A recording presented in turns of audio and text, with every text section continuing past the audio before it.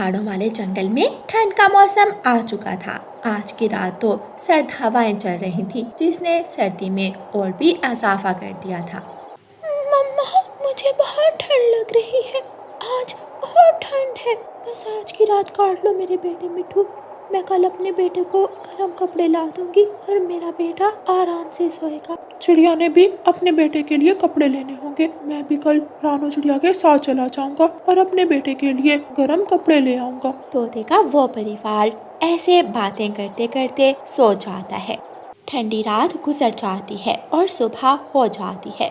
तोते को रात की ठंड अच्छे से याद थी, इसलिए तोता बिल्कुल भी समय ज़ाया नहीं करता और सुबह होते ही चिड़िया के घर की तरफ जाता है। वो चिड़िया के दरवाजे पर दस्तक देता है। रानू चिड़िया अपना दरवाज़ा खोलती है। क्या बात है तोते भैया, इतनी सुबह यहाँ, क्या कोई परेशानी है? रानू चिड़िया, रात की ठंड का तो तुम्हें पता ही है। हमारे पास गर्म कपड़े भी नहीं है। चलो हम दोनों कहीं से गर्म कपड़े ले आते हैं। लेकिन तोते भैया, हम गर्म कपड़े कहाँ से लेंगे? मेरे पास तो इतने पैसे भी नहीं हैं कि जाकर कपड़े खरीद सकूं। मुझे एक बार कबूतर ने बताया था कि उसके पास काफी सारे गर्म कपड़े हैं। चलो उसी के पास जाते हैं। मुझे उम्मीद है कबूतर हमारी मदद जरूर करेगा। चलो ठीक है, हम कबूतर के पास ही चले जाते हैं। फिर दोनों तोता और चिड़िया उड़ते हैं और कबूतर के घर जाते हैं। तोता कबूतर के घर के दरवाजे पर दस्तक देता है। कबूतर, कबूतर यार, दरवाजा खोलो। कबूतर अपने घोंसले से निकलता है और जाकर दरवाज़ा खोलता है। दोनों चिड़िया और तोता कबूतर के घर के अंदर आ जाते हैं। कबूतर भैया, ठंड अब बढ़ गई है, हमें कुछ गर्म कपड़े चाहिए। क्या आप हमें कुछ गर्म कपड़े दे दोगे? अब मैं क्या बताऊं, कपड़े तो मेरे पास थे, लेकिन एक रात बहुत तेज़ तूफान आया। मैं अपने घर की खिड़की बंद करना भूल गया और तब सारे के सारे गर्म कपड़े उस तूफान में उड़ गए। मैं जब सुबह उठा तो मेरे घर में कोई भी कपड़ा नहीं बचा था। हाँ, एक बात याद आई। क्या तुम दोनों को जादुई पेड़ का पता है? जादुई पेड़? कौन सा जादुई पेड़? मुझे मेरे दोस्त ने बताया है कि सागर वाले जंगल में एक जादुई पेड़ है। उसके पास जो पक्षी जाता है और उस पेड़ से जो भी मांगता है, वो पेड़ उसे वही कुछ दे देता है। चलो हम सब जाकर उसे गर्म कपड़े ले आते हैं। अच्छा, ऐसी बात है तो फिर जल्दी चलो। वो सब उड़ते हैं और सागर वाले जंगल की तरफ जाते हैं। एक पेड़ की डाल पर कौवा और कौवी बैठे थे। वो उन सबको जाता हुआ देखते हैं और उन्हें आवाज़ देते हैं। रानो, रानो चिड़िया, कहाँ जा रही हो? हाँ हाँ, हमें भी बताओ, ये तुम सब इकट्ठे कहाँ जा रहे हो? कालू और गोरी, हम गर्म कपड़े लेने जा रहे हैं। रात को ठंड बहुत ज़्यादा थी। अगर गर्म कपड़े ना लिए तो हम जिंदा नहीं रह सकेंगे।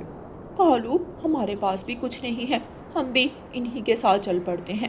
हाँ गौरी, तुम ठीक कह रही हो, हमें भी अपने साथ ले जाओ। फिर कालू कौवा और गोरी कौवी भी रानू चिड़िया, तोते और कबूतर के साथ सागर वाले जंगल की तरफ चल पड़ते हैं। कबूतर भैया, क्या यही वो सुनहरा जादुई पेड़ है? हाँ, इस पेड़ से जो भी मांगो ये देगा। पेड़ पेड़, हमें गर्म कपड़े चाहिए। पेड़ बोलता है। पक्षियों, मैं सुनहरा जादुई पेड़ सिर्फ सोना और चांदी देता हूँ। अगर तुम सब ने गर्म कपड़े लेने हैं तो तुम मेरे सामने वाले हरे भरे पेड़ की तरफ जाओ, लेकिन तुम सब सिर्फ एक चीज़ मांग सकते हो, या तो गर्म कपड़े और या फिर सोना या हीरे। हमें तो गर्म कपड़े ही चाहिए। चलो दोस्तों, हम उस दूसरे पेड़ के पास जाते हैं। रानू चिड़िया, तोता और कबूतर दूसरे हरे भरे पेड़ के पास चले जाते हैं, लेकिन कालू कौवा और गोरी कौवी उस सुनहरी जादुई पेड़ के पास ही खड़े रहते हैं। कालू और गोरी, वहाँ क्यों खड़े हो? यहाँ आओ, गर्म कपड़े यहाँ से मिलेंगे। तुम चुप करो मोटी चोंच वाले, हमें तो ढेर सारा सोना चाहिए। ये दोनों लालची के लालची ही रहेंगे।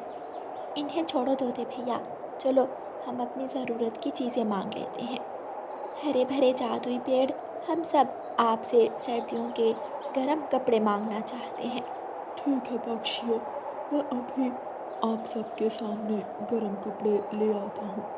फिर वो जादुई पेड़ से तेज़ रोशनी निकलती है और बहुत सारे गर्म कपड़े बाहर आ जाते हैं।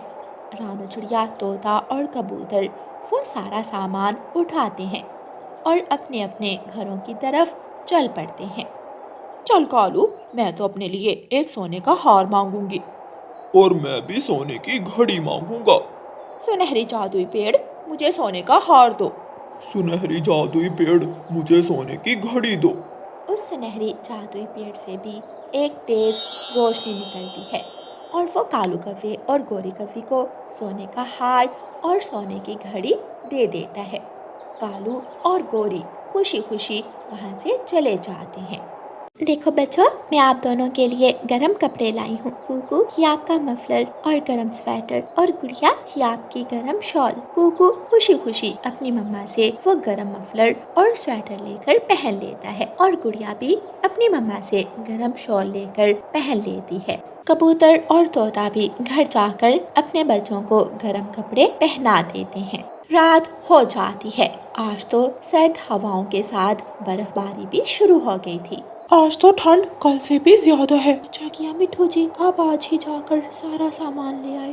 सब पक्षी अपने अपने घरों में आराम से गर्म बिस्तर में बैठे थे, लेकिन सिर्फ कालू कौवा और गोरी कौवी थे जो ठंड से कांप रहे थे।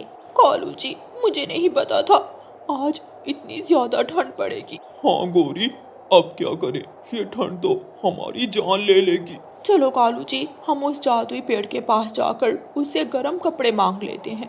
कालू कौवा और गोरी कौवी बड़ी मुश्किलों से उड़ते उड़ते जादुई पेड़ के पास जाते हैं। जादुई पेड़, हमें गर्म कपड़े दो प्लीज, हमें जल्दी से गर्म कपड़े दो।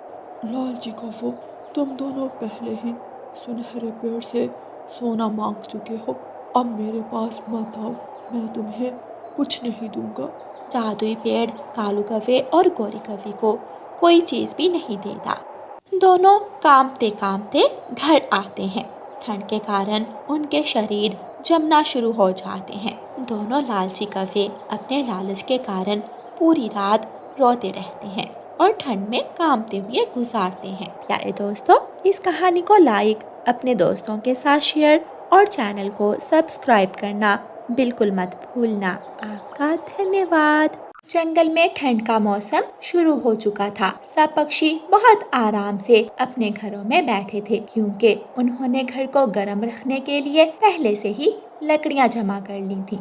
पूरे जंगल में सिर्फ कौवों का घर था जो ठंडा था। कालू, जाओ जल्दी से लकड़ियां लाओ, वरना इस ठंड में तो हम दोनों ऐसे ही मर जाएंगे। इस ठंड में कहाँ कोई सूखा पेड़ मिलेगा। सारी गर्मियाँ हमने मौज मस्ती में गुजारी हैं और अब सजा काट रहे हैं। तुम जाकर देखो तो शायद कोई चीज आग जलाने के लिए मिल ही जाए। अच्छा, जाता हूँ।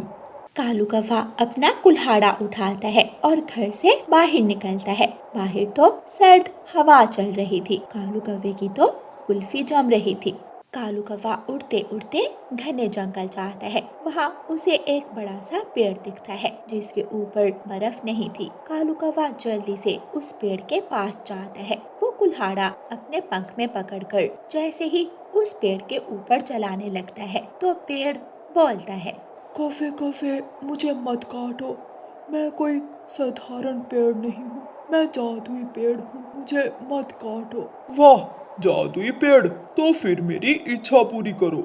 हाँ, बताओ, मैं हर साल 3 इच्छा पूरी करता हूँ, पहले तुम बताओ। हमें बहुत ठंड लग रही है, जल्दी से मुझे एक हीटर दे दो। ठीक है, मैं अभी देता हूँ। पेड़ से एक रोशनी निकलती है और हीटर बाहर आता है। ये रहा तुम्हारा हीटर। कालू कौवा तो हीटर देखकर बहुत खुश होता है और जल्दी से हीटर उठाकर अपने घर वापस जाता है। गोरी कौवी तो हीटर देखकर हैरान हो जाती है। कालू, ये हीटर कहाँ से चुरा कर लाए हो? चुरा कर नहीं लाया, मैं घने जंगल में गया था, वहाँ एक जादुई पेड़ मिला, उसने मुझे ये हीटर दिया है। अच्छा, फिर तो मैं भी उसके पास जाती हूँ, मैं तो उससे सोने के गहने मांगूंगी। हाँ, जाओ, वो कह रहा था कि वो हर साल 3 ख्वाहिशें पूरी करता है, तुम पहले जाकर मांग लो, कहीं कोई और पक्षी ना चला जाए। गोरी कौवी जल्दी से अपने घर से निकलती है और घने जंगल की तरफ जाती है। गोरी कौवी उस पेड़ के पास पहुंच जाती है। हीटर मेरी भी इच्छा पूरी करो। हाँ बताओ, तुम क्या लेना चाहती हो? मुझे सोने के गहने दो, वो भी अभी। अच्छा, मैं देता हूँ। जादुई पेड़ में से फिर से रोशनी निकलती है और वो पेड़ गौरी कवि को सोने के गहने दे देता है। गौरी कवि खुशी खुशी वो गहने उठाती है और घर की तरफ चल देती है। आज की रात तो दोनों कवि बहुत खुश थे। उनके पास हीटर भी था और गौरी कवि को उसके गहने भी मिल जाते हैं। सुबह हो जाती है। गौरी कवि अपने गहने पहनती है और अपनी सहेली पिंकी के पास जाती है। पिंकी पिंकी, देखो देखो मेरे सोने के गहने कैसे लग रहे हैं। गौरी, ये डिजाइन तो अब बहुत पुराना हो गया है। ऐसा डिजाइन तो अब कोई नहीं खरीदता। रुको, मैं तुम्हें अपने गहने दिखाती हूँ। पिंकी कवि अपनी अलमारी खोलती है और अपना सोने का सेट लाकर गौरी को दिखाती है। ये देखो कितना प्यारा है, अब ऐसा बनवाना तुम भी। गौरी कवि जैसे ही पिंकी के घर से निकलती है तो सीधा उस जादुई पेड़ के पास जाती है। जादुई पेड़ जी, मुझे अब एक बिल्कुल नए डिजाइन का सोने का सेट दो, जल्दी करो। लालची कवि, तुमने अपनी एक इच्छा पूरी कर ली। आप किसी और पक्षी को भी मौका दो। चुपचाप जो मैं कह रही हूँ वही करो, वरना मैं तुम्हें काट डालूंगी। फिर क्या बनेगा तुम्हारा। तुम एक बहुत ही बुरी कवि हो। तुम्हारी इच्छा कभी पूरी नहीं हो सकती। ज्यादा बोलो मत, जो कहा है वो करो। जादुई पेड़ से रोशनी निकलती है और वो पेड़ गौरी कवि को नए डिजाइन के गहने दे देता है। गौरी कवि खुशी खुशी वो गहने उठाकर घर ले जाती है। गौरी कवि खुशी खुशी वो गहने उठाकर घर ले जाती है। शाम को गौरी की माँ गौरी के घर आती है। कैसी है मेरी बेटी? माँ, मैं तो ठीक हूँ, तुम्हारा कैसे आना हुआ? तुम्हें तो पता है कि तुम्हारी बहन की शादी है, उसके लिए कोई सामान देखने आई थी, सोचा यहाँ भी चक्कर लगा जाऊं। अच्छा, सारी चीजें जमा हो गई क्या? हाँ, बस गहनों का बंदोबस्त करना रह गया है। माँ, गहनों की तुम चिंता मत करो, वो मैं ला दूंगी। क्या सच कह रही हो गौरी बेटी तुम? तो और क्या माँ, आप घर जाएं, मैं कल गहने घर ही दे जाऊंगी। गौरी अपनी माँ से थोड़ी देर बातें करती है और फिर गौरी की माँ वापस चली जाती है। गौरी कवि भागी भागी उसी जादुई पेड़ के पास जाती है। आप क्यों आई हो यहाँ? जैसा मुझे कल सोने का सेट दिया था वैसा ही एक और दो। मैं अब कुछ नहीं कर सकता। 3 ख्वाहिशें पूरी हो गई हैं। अब अगले साल आना। तेरी इतनी मजाल, रुक तुझे मैं अभी काटती हूँ। गौरी कवि गुस्से में घर जाती है और कुल्हाड़ा उठाकर उस पेड़ के पास आती है और उसे काटने लग जाती है। जल्दी दो गहने, वरना तुझे काट कर बेच आऊंगी तेरी लकड़ियाँ। अच्छा अच्छा, मुझे छोड़ दो। गौरी कवि रुक जाती है। तुम पुरानी गुफा में जाओ, वहाँ मेरा एक मित्र है। तुम उसे जो कहोगी वो तुम्हें वही देगा। ये बात पहले नहीं बता सकते थे, मेरा समय जाया किया। गौरी कवि गुफा की तरफ जाती है और बाहर खड़ी होकर आवाज लगाती है, कोई है? इस गुफा में कोई है तो बाहर आए। गुफा के अंदर एक काली बिल्ली थी। वो गौरी की आवाज सुन लेती है। मियाँ, एक बार ये कवि यहाँ तो आए, इसे तो मैं मजे से खाऊंगी। काली बिल्ली गुफा की एक तरफ होकर छुप जाती है। गौरी कवि जैसे ही गुफा के अंदर जाती है, काली बिल्ली जल्दी से पीछे से छलांग मारती है और गौरी कवि को पकड़ लेती है। बिल्ली, काली बिल्ली, मुझे जाने दो, मुझे वापस जाने दो। मियाऊ, तुझे तो मैं आज मजे ले लेकर खाऊंगी। आज तो मेरी पार्टी होगी, पार्टी। बचाओ, कोई मुझे बचाओ। रानू चिड़िया अपना दाना लेकर घर आ रही थी। वो गौरी की आवाजें सुनकर गुफा में आती है। बिल्ली, इस कवि को छोड़ दो, इसे जाने दो। मियाऊ, नहीं जाने दूंगी, इसने मुझे एक बार बहुत तंग किया था, आज तो फंस गई, अब तो ये मेरे पेट में ही जाएगी। मुझे माफ कर दो, मैं वादा करती हूँ मैं कोई बुरा काम नहीं करूँगी, तुम्हें कभी भी तंग नहीं करूँगी। देखो काली बिल्ली, अगर आज तुम इसे छोड़ दोगी तो ये एक अच्छी कवि बन जाएगी। तुम इसे अच्छा बनने का मौका मत छीन। मियाऊं, ठीक है, लेकिन अगर आइंदा काली कलोटी कवि तुमने किसी को तंग किया तो मैं छोड़ूंगी नहीं तुम्हें। समझ गई काली बिल्ली, मैं समझ गई, मैं किसी को परेशान नहीं करूंगी। फिर काली बिल्ली गौरी कवि को छोड़ देती है और रानो चिड़िया गौरी कवि को लेकर वापस घर की तरफ चल देती है। प्यारे दोस्तों, इस कहानी को लाइक, अपने दोस्तों के साथ शेयर और चैनल को सब्सक्राइब करना बिल्कुल मत भूलना। आपका धन्यवाद। पहाड़ों वाले जंगल में एक गरीब लेकिन अच्छे दिल की एक चिड़िया रहती थी जिसका नाम था रानो चिड़िया। रानो चिड़िया का पक्का घर नहीं था। रानो चिड़िया एक पेड़ पर अपने तिनकों के घोंसले में रहती थी। रानो चिड़िया ने 2 अंडे दिए थे जिनकी वो बहुत ज्यादा रक्षा करती थी। जंगल में आए दिन बारिश और तूफान आते थे। रानो चिड़िया ने पेड़ की ऊपर वाली डाल पर पत्ते लगाए थे जो उसके अंडों को बारिश से बचाते थे। आज रात भी बहुत तेज तूफान आता है। रानो चिड़िया का घोंसला तेज हवा के कारण इधर उधर हिलने लग जाता है। वो बहुत मुश्किल से अपने अंडों को संभाल कर अपने पंखों के नीचे छुपाई बैठी थी। ए ऊपर वाले, मेरे अंडों की रक्षा करना। मैं नहीं चाहती कि जो कुछ पिछली बारिश में हुआ वो इस बार फिर हो। पिछली बारिश में भी तेज हवा ने मेरे 2 अंडे तोड़ दिए थे। अब अगर इन अंडों को भी कुछ हो गया तो मैं बहुत दुखी हो जाऊंगी। रानो चिड़िया की आंखें बंद थी और उसका सर आसमान की तरफ था। पानी के छींटे रानो चिड़िया के चेहरे पर टपक टपक गिर रहे थे। वह अपने अंडों की हिफाजत की दुआएं कर रही थी। उसी रास्ते से किसान दूसरे जंगल से वापस अपने जंगल बैलगाड़ी पर जा रहा था। वो जब चिड़िया के पेड़ के पास जाता है तो वहाँ बैलगाड़ी रोकता है। ये तो वही चिड़िया है जिसने मेरे मुन्ने की जान बचाई थी। ये बेचारी अगर ऐसे बारिश में भीगती रही तो मर जाएगी। किसान बैलगाड़ी से नीचे उतरता है। नन्ही चिड़िया, अरे ओ नन्ही चिड़िया, मेरी बात सुनो। रानो चिड़िया पेड़ के नीचे देखती है। किसान, क्या आपको मेरी मदद चाहिए? नहीं नन्ही चिड़िया, आज बारिश बहुत तेज है, तुम ये मेरा छाता ले लो। ये बड़ा है, तुम्हारे पूरे घोंसले को बारिश से बचाएगा। आपका बहुत बहुत धन्यवाद। इस छाते की तो मुझे आज बहुत जरूरत है।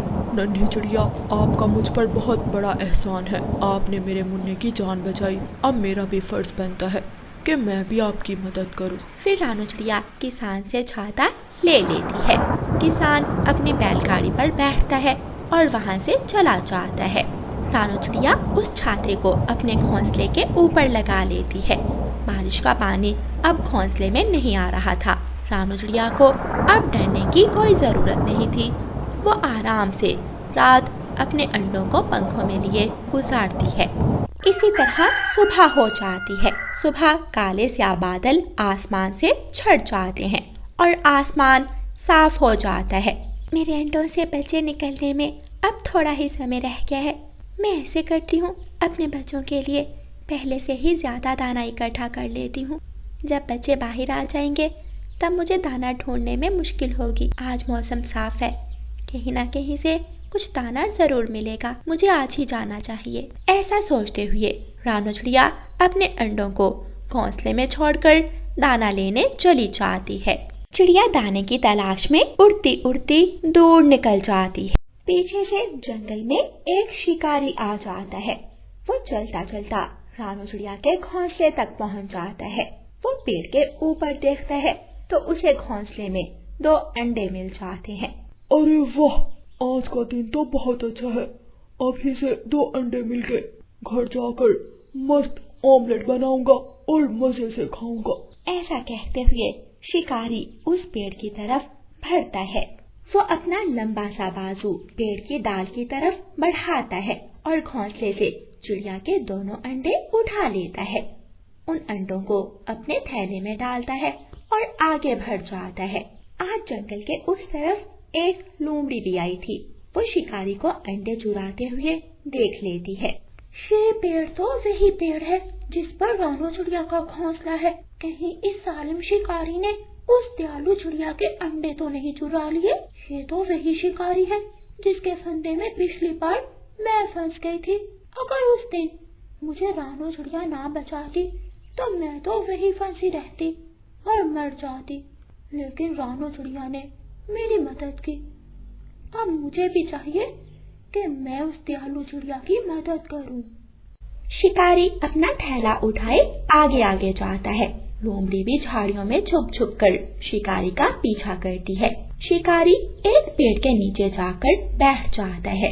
कितनी मजे की ठंडी ठंडी हवा चल रही है, थोड़ी देर यहीं पर बैठकर आराम कर लेता हूँ। अंडे तो मिल गए हैं, अब कुछ और ढूंढने की तो जरूरत नहीं है। शिकारी एक पत्थर के साथ टेक लगाता है और सो जाता है। लोमड़ी दबे पांव आती है और शिकारी का थैला उठाकर वहाँ से भाग जाती है।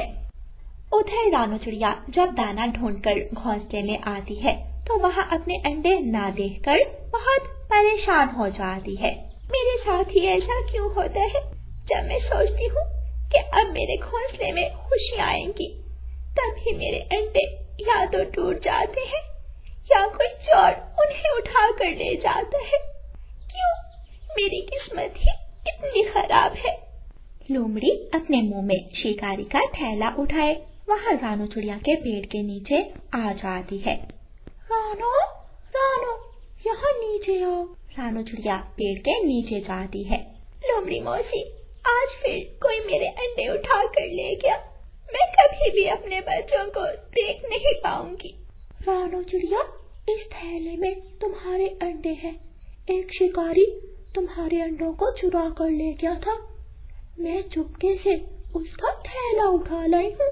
रानो चिड़िया लोमड़ी से वो थैला लेती है, अंदर पंख डालती है और अपने दोनों अंडे बाहर निकाल लेती है और अपने अंडों को अपने सीने से लगा लेती है। लोमड़ी मौसी, आपका बहुत बहुत धन्यवाद। आपने एक माँ को उसकी सबसे बड़ी खुशी वापस लौटा दी।